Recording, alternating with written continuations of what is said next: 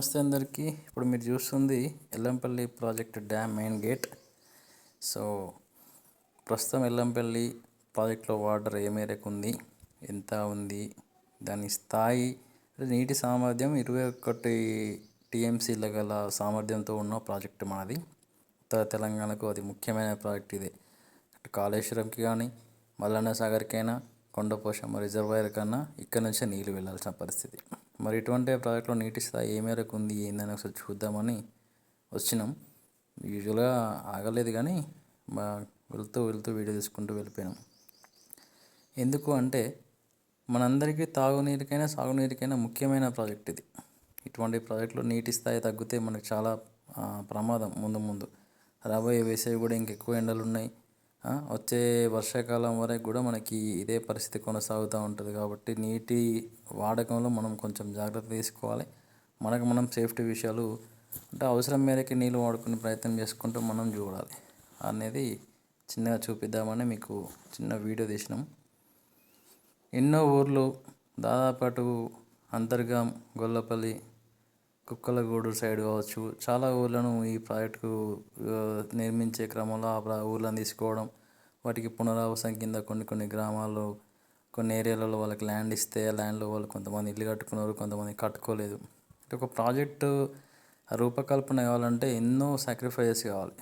ఊళ్ళు కన్న తల్లి లాంటి ఒక ఊరిని వెళ్ళి రావడం అంటే నిజంగా ఈ రోజుల్లో చాలా బాధాకరం. అటువంటి సాక్రిఫైస్ చేస్తేనే ఈరోజు తెలంగాణ రాష్ట్రంలో ఇటువంటి గొప్ప కార్యక్రమాలు రూపుదాలుస్తాయి. అంత గొప్ప స్థాయిలో ఉన్న కొంతమంది ఇప్పటికీ గూడు లేక ఉన్న ప్లేస్లో ఇల్లు కట్టుకోలేని పరిస్థితిలో ఉన్నప్పటికీ, ఏదేమైనప్పటికీ ఒక బృహత్తర కార్యక్రమం శ్రీపాద ఎల్లంపల్లి ఇలాంటి ఒక పెద్ద ప్రాజెక్టు కోసం మేము మా ఇండ్లు సర్వం కోల్పోయినాం, మా భూములు కోల్పోయినాం అని మాట్లాడుకుంటున్నారు. అయినప్పటికీ నీటి విలువ తెలియాలి కదా. ఆ తెలిసిన వాళ్ళు, రైతుల కష్టం చూసిన వాళ్ళు కాబట్టే ఇవాళ ఈ శ్రీపాద ఎల్లంపల్లి ప్రాజెక్టు కోసం ఊళ్ళను, ఇండ్లను, భూములను అన్నిటిని వదిలిపెట్టి తలాదిక్కు అయిపోయారు. ఇప్పుడు మనం చూస్తున్నాం చూడండి, ఇది శ్రీపాద నీటి ప్రాజెక్టు. ఇది ఇటు సైడ్ గొల్లపల్లి, అంతర్గాం అంటే పెద్దపల్లి డిస్టిక్ వస్తుంది. అటు సైడ్ వెళ్తే ఇదంతా వాటర్ లెవెల్ స్టోరేజ్ కూడా. ఇటు రైట్ సైడ్ వెళ్తే మంచిర్యాల సైడ్. ఇప్పుడు ఇటు మనం స్టార్ట్ అయినాం.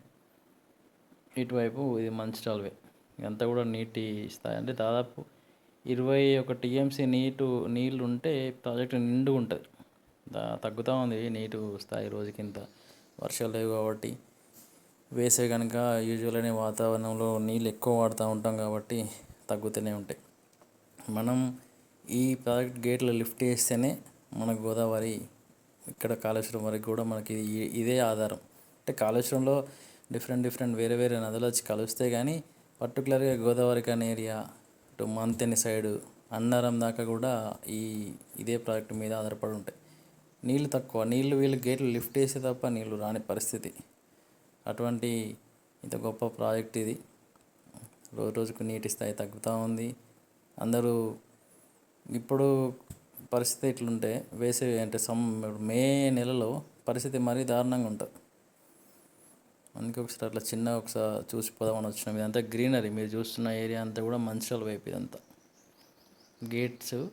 గేట్ల దగ్గర ఎంతవరకు ఉండదు అనేది చూడండి. ఆల్మోస్ట్ డెడ్ స్టోరేజ్, తక్కువ ఉంది వాటర్ లెవెల్. 21 టీఎంసీ కెపాసిటీ గల ఒక ప్రాజెక్టులో నీళ్ళు ఉండాల్సినవి కదా, ఇవన్నీ మునుగుతాయి. నీళ్ళు వచ్చినప్పుడు తాటి చెట్లైనా ఇవన్నీ కూడా